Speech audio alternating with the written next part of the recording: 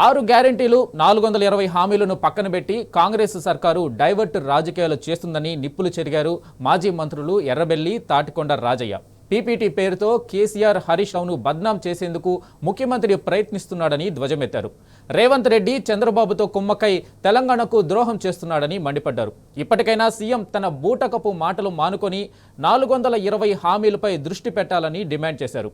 అంతకుముందు జనగామ జిల్లాలో కేటీఆర్ పర్యటన సందర్భంగా ఏర్పాట్లను పరిశీలించారు. అనంతరం బీఆర్ఎస్ నాయకులు కార్యకర్తలతో సమావేశం నిర్వహించి దిశానిర్దేశం చేశారు. నూతనంగా గెలిచిన సర్పంచ్లకు కేటీఆర్ సన్మానించనున్నట్లు తెలిపారు. రామారావు గారు జనగాం జిల్లా పర్యటనకు వచ్చి మరి నూతనంగా ఎన్నిక కాబడ్డ సర్పంచ్లను, ఉప సర్పంచ్లను, వార్డు మెంబర్లను విరోచితంగా పోరాటం చేసి బీఆర్ఎస్ పార్టీ అస్తిత్వం కోసం గ్రామాలలో పనిచేసిన వారందరినీ కూడా ఆహ్వానించడం జరుగుతోంది. ఈ సందర్భంగా గ్రామంలో బీఆర్ఎస్ పార్టీ ఛార్జ్ అయింది. మళ్ళీ రిజర్వేషన్ మళ్ళీ కూడా పునర్నిర్మాణం అయిపోయింది. సో తప్పకుండా చాలా మంది వివిధ పార్టీలకు సంబంధించిన వాళ్ళందరూ కూడా మరి కేటీఆర్ గారి ఆధ్వర్యంలో పార్టీలో చేరడానికి కూడా సిద్ధమవుతా ఉన్నారు. వారందరినీ కూడా పార్టీలోకి ఆహ్వానిస్తున్నాం. వివిధ కారణాల చేత మా పార్టీ నుండి అటో ఇటో పోయిన వాళ్ళందరూ కూడా పశ్చాత్తాపడి రావడానికి సిద్ధమయ్యారు. వారిని కూడా మరి కేటీఆర్ గారి సమక్షంలో రేపు వారిని పరిచయం చేయడం, తర్వాత వారి ఆధ్వర్యంలో పార్టీలో చేరడం కూడా అవుతుంది.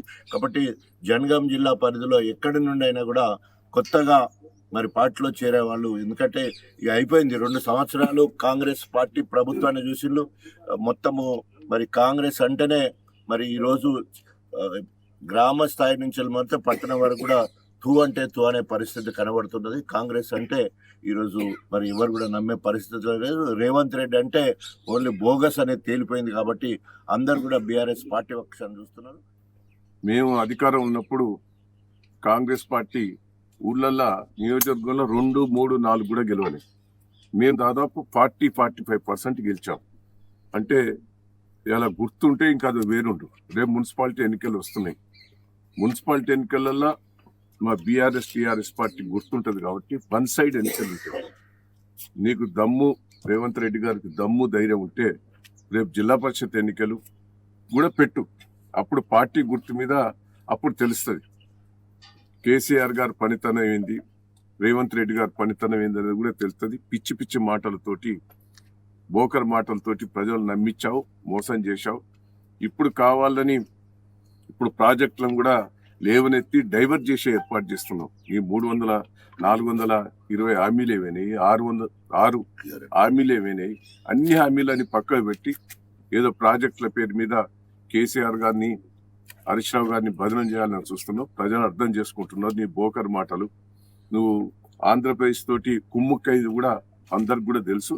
ఇప్పటికైనా బుద్ధి మార్చుకొని నీ బోకర్ మాటలు బంద్ చేసి ఇప్పటికైనా నువ్వు ఏదైతే ప్రజలకు హామీ ఇచ్చినావో హామీ నిలబెట్టుకునే ఏర్పాటు చేయవలసిందిగా ప్రభుత్వానికి, రేవంత్ రెడ్డి గారికి విజ్ఞప్తి చేస్తున్నావు.